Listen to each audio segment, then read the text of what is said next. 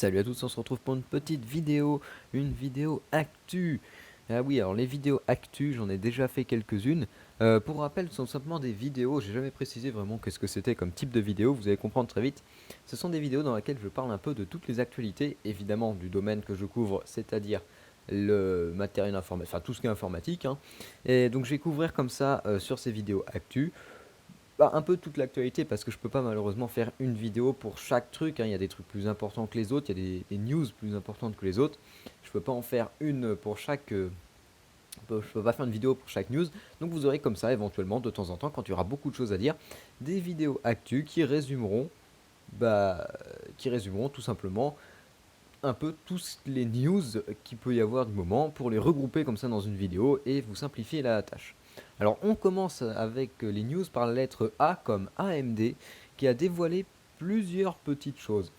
Première chose, l'AMD Catalyst Center. C'est quoi l'AMD Catalyst Center? Vous allez voir qu'il y a une petite nouveauté là-dessus. Alors si vous êtes possesseur d'une carte graphique AMD, comme c'est mon cas, vous savez sans doute qu'il y a ce qu'on appelle l'AMD Catalyst, oui, Catalyst Center. En gros, c'est tout simplement un programme qui vous permet comme ça d'accéder à tous les paramètres de votre carte graphique, aux paramètres du nombre d'écran, enfin, c'est un résumé un peu de tout, un peu toute votre configuration. Attendez, je vais voir ça tout de suite sur mon propre PC. Voilà, par exemple, on a les réglages, on a des trucs de jeu, de performance, de consommation, on a les mises à jour également qui peuvent passer par là, on a le nombre d'écrans pour configurer ces écrans. Enfin voilà, il y a pas mal de choses dans cet AMD Catalyst Center. Et AMD va changer ce nom parce que le problème c'est que Catalyst Center ça n'a aucun rapport avec le reste de la gamme. Et donc l'AMD Catalyst Center va s'appeler dorénavant AMD Radeon Setting. C'est beaucoup plus simple à comprendre, on sait tout de suite de quoi on parle. Donc voilà, juste un petit renommage de l'AMD Catalyst Center, donc qui s'appellera le Radeon, Radeon Center, Setting, enfin voilà. Tout simplement pour concurrencer le Nvidia GeForce Experience, l'interface tout simplement de configuration, enfin de gestion des cartes graphiques AMD et des cartes graphiques Nvidia, tout ce qui est GTX. Sauf que vous allez voir qu'il y a, enfin on verra ça dans quelques semaines, hein, quelques mois quand ça sortira en version grand public et tout le bazar. Mais apparemment AMD profitera également de cette AMD Radeon Setting simplement parce que AMD a créé une division la division Radeon Software. Donc c'est une division au sein de la société, hein. Je parle des équipes qui vont travailler que sur le Radeon Software, le Radeon Setting. Et ces équipes sont en charge de développer les pilotes. Donc on va peut-être enfin avoir des pilotes dignes de... Enfin, dignes de ce nom, c'est pas que les pilotes AMD soient médiocres, mais on va peut-être avoir des bons gros pilotes qui vont bien concurrencer Nvidia sous peu, hein. Donc voilà, AMD sort le Radeon Center, les Radeon Settings, et risque d'avoir beaucoup de nouveautés au niveau de tout ce qui est software pour les Radeon de chez AMD. On continue chez AMD avec une nouvelle carte graphique, enfin une nouvelle carte graphique, des rumeurs de carte graphique. Ce serait la Fury X2. Alors vous savez que AMD, ils sont un peu fous chez AMD des fois. Et pour concurrencer les cartes Nvidia qui sont très puissantes, la meilleure solution qu'ils ont trouvée, c'est tout simplement plutôt que de mettre un GPU sur une carte graphique, de mettre deux GPU sur une carte graphique et de faire comme ça des bi-GPU. Alors, ce sera une nouvelle carte graphique qui s'appellera la Fury X2. Elle sera basée donc sur les processeurs, comment dire, Fiji, pardon, pas Fuji, Fiji XT qu'on a actuellement dans les Radeon, oui, Radeon R9 Fury. Ce sera les mêmes que ceux qu'on a dans la Fury X et dans la Fury Nano, tout simplement. Donc des Fiji XT, et ce coup-ci, plutôt que d'en avoir un par carte, on en aura deux dans la même carte. Ce sera un truc de malade. C'est prévu pour dans pas longtemps, hein, automne 2015, donc ça devrait sortir avant la fin de l'année. On aura des cartes complètes de malade, hein, je sais pas trop les consommations. Apparemment, on aura 8 Go de HBM, puisque ce sont des processeurs, vous savez, les nouveaux avec la HBM. Donc 8 Go de HBM à 500 MHz sur un bus de 4096 bits multiplié par 2 parce qu'en plus ce sera réparti sur les deux GPU. Enfin, une carte de malade. Et bon, on n'en sait pas plus pour le moment, mais ça risque de dépoter pas mal, hein. Voilà, quand AMD veut se venger, eh bien, ils nous sortent des trucs de malade.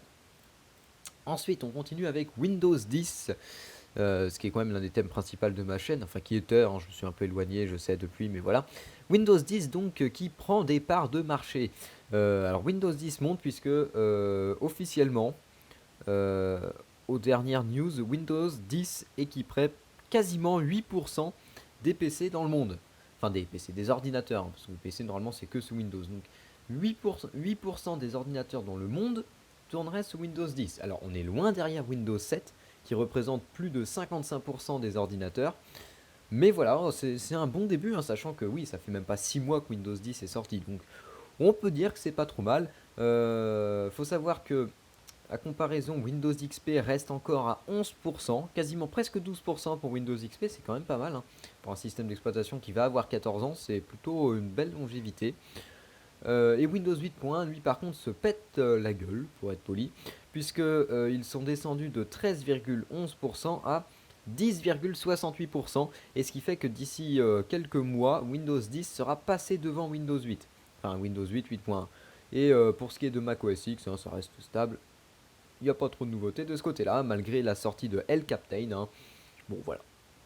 Ça reste à peu près stable. Ensuite, par quel bout je vais bien pouvoir continuer. On va parler maintenant.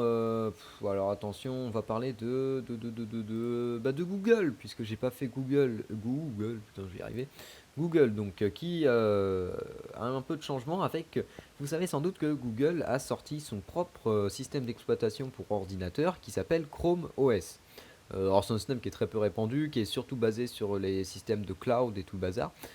Chrome OS, apparemment, il y aurait, c'est des rumeurs qu'il y a eu cette semaine, des rumeurs comme quoi Chrome OS allait fusionner avec Android pour faire un seul et même système, entre guillemets, hein, évidemment on n'aura pas la même version, enfin voilà, mais il y a eu des rumeurs comme quoi Chrome OS allait un peu se tourner vers Android et tout le bazar pour faire un vrai système d'exploitation, enfin voilà, alors c'était une rumeur donc il y a eu, hein, comme quoi donc, une fusion entre Android et Chrome OS.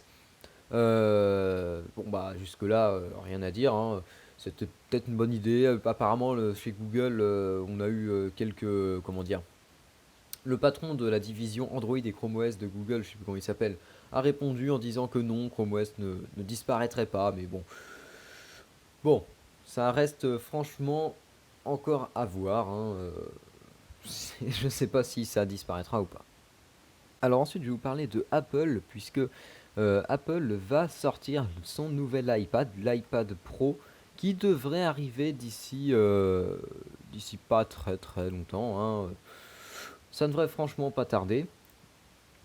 Donc voilà, l'iPad Pro qui est tout proche de sortir. C'est vraiment une bonne nouvelle, puisque on arrête de tester, enfin de tester, je vais pas pouvoir le tester malheureusement personnellement, vous comprenez bien, mais voilà, c'est quand même une bonne nouvelle puisque on va pouvoir recevoir enfin des tests de cet iPad et savoir ce qu'il vaut vraiment comparé à la surface de Microsoft, bazar, enfin voilà.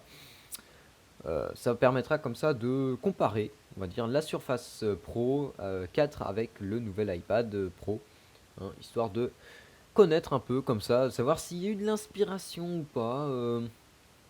C'est quand même bizarre, hein, parce que enfin, je vais pas revenir sur ce débat, hein. Mais voilà.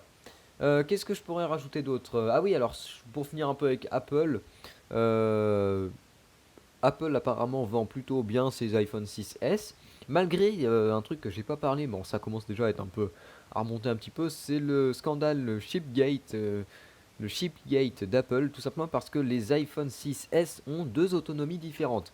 Alors là, ça va être en fait, c'est un peu au hasard, on va dire, c'est que il existe deux processeurs pour les iPhones 6S, donc vous pouvez avoir deux processeurs. Le processeur, c'est le Cortex A9, et ce Cortex A9 est fabriqué par deux sociétés, d'un côté Samsung et d'un côté TSMC.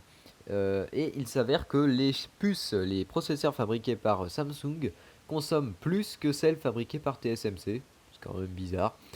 Et les puces donc TSMC donc permettent d'avoir une meilleure autonomie sur son iPhone. Donc vous avez, alors si vous avez déjà un iPhone 6S, vous pouvez tester, hein, je sais plus, des applications qui permettent de savoir quel processeur vous possédez, si c'est un Samsung ou si c'est un TSMC. Parce que si c'est un Samsung, en usage moyen, vous perdez à peu près une heure d'autonomie. Alors déjà que les iPhones sont pas réputés pour leur autonomie, mais alors si en plus vous avez un processeur Samsung, vous perdez encore une heure d'autonomie, ce qui commence à descendre bien bas, on va dire. Voilà, le scandale Chipgate, hein, on n'en parle déjà plus, hein, c'est déjà reparti. Ensuite, l'iPhone 6S, il paraît qu'il y a également quelques petits problèmes de géolocalisation sur les derniers modèles, sur les derniers modèles. Bon, voilà, pourquoi pas. Ensuite, qu'est-ce que je pourrais rajouter? Ah oui, alors, autre petite news, on a eu la Paris Games Week 2015. Alors la Paris Games Week 2015, j'en ai pas parlé parce que j'en ai pas parlé, j'ai un peu oublié de parler de la Paris Games Week, hein. Alors elle s'est terminée à l'heure où je fais cette vidéo depuis déjà un petit moment, enfin depuis un petit moment, depuis hier. Et là donc la Paris Games Week nous a amené, on va dire, pas mal de nouveautés, notamment au niveau des jeux vidéo, puisque là c'est plutôt une bonne cueillette, hein. On risque d'avoir des bons titres qui vont sortir d'ici les mois, les semaines qui viennent. On a eu Sony qui a fait une conférence. Et surtout un truc qu'on s'aperçoit pour le moment, c'est que la Paris Games Week devient de plus en plus importante au niveau de, comment dire, au niveau de sa réputation internationale, on va dire. C'est que ça y est, vous imaginez une grande entreprise comme Sony, Sony, hein, je rappelle, hein, qui nous fait toutes les PlayStation, hein, c'est Sony, hein, la PS4 et tout le bazar, qui nous a d'ailleurs dévoilé, enfin dévoilé, c'était pas une exclusivité, mais qui a redévoilé, remis en test et tout le bazar le PlayStation VR, le casque de réalité virtuelle pour la PS4, hein, donc voilà. Mais Sony a également fait une conférence spéciale donc, pour la Paris Games Week, hein, pour dévoiler les futurs grands jeux qui sortiront sur la PS4, pour parler un peu justement du PlayStation VR et tout le bazar. Et Sony, donc ça montre que la Paris Games Week commence à prendre un peu d'ampleur par rapport à d'autres grands rendez-vous, on va dire, informatiques qu'on a, parce qu'il y en a en Allemagne, il y a le CES, à Las Vegas par exemple, on avait le CES, on a l'IFA à Berlin, enfin voilà, il y a plein de trucs. Donc voilà, ça montre que la Paris Games Week, qu'on va dire, prend de l'ampleur, et tant mieux, hein, parce que ça se trouve que dans quelques années, on se retrouvera avec une Paris Games Week qui sera un rendez-vous international et tout le bazar. Enfin bon, pour le moment, on n'y est pas encore, mais bon, ça montre que tout le monde ne néglige pas la Paris Games Week et que bah, y a quand même un intérêt à cette Paris Games Week, car les grandes sociétés s'y intéressent un peu quand même. Au moins, on n'est pas oublié sur ce point-là. On va revenir à Google pour une dernière petite news avec YouTube. Vous savez que YouTube, si je vous la fais en anglais, mais YouTube va sortir YouTube Red, mais il n'y a pas que ça, c'est que YouTube va bientôt intégrer un bouton pour d'avance et de retour rapide. Vous savez, comme pour la musique ou les vidéos, on peut aller en avant et aller en arrière. Vous savez, les deux boutons, hein, avance rapide et retour, enfin avance et retour tout simplement. Et bien ces boutons maintenant seront intégrés dans le lecteur vidéo YouTube, ce qui vous permettra de zapper entre guillemets les moments un peu ennuyeux de certaines vidéos, ce genre de trucs. Donc voilà, c'était juste une petite info pas très utile. Mais voilà, c'était pour finir bien, on va dire. On attend toujours YouTube Red pour la France, puisque on sait que YouTube Red est sorti, ça y est, aux États-Unis. D'ailleurs, on n'a pas eu beaucoup d'avis. C'est bizarre qu'on n'ait pas parlé plus que ça. Mais oui, parce que c'était le 28 octobre que YouTube Red sortait officiellement comment dire, pour les États-Unis. Donc nous on n'a pas eu d'informations encore. Bon, c'est bizarre quand même, mais ça devrait arriver.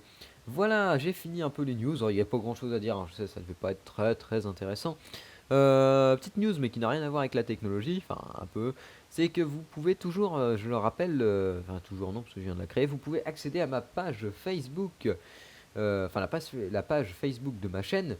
Soit vous allez sur la page d'accueil de ma chaîne YouTube et vous cliquez sur la petite icône Facebook juste au-dessus de l'illustration, non, juste en dessous de l'illustration de ma chaîne, je veux dire. Soit vous tapez dans la barre de recherche www.facebook.com/goodwin.fr. Goodwin avec un G majuscule et un W majuscule. Bon, vous verrez sûrement ça. Je ferai un montage vidéo, vous verrez Goodwin. Enfin, vous verrez l'adresse qui s'affichera sûrement là à ce moment-là. Et voilà, n'hésitez pas à rentrer cette adresse pour accéder à ma page Facebook. Voilà, c'est tout ce que j'ai à dire pour cette petite vidéo d'actu, hein, et je vous dis salut à tous et à la prochaine.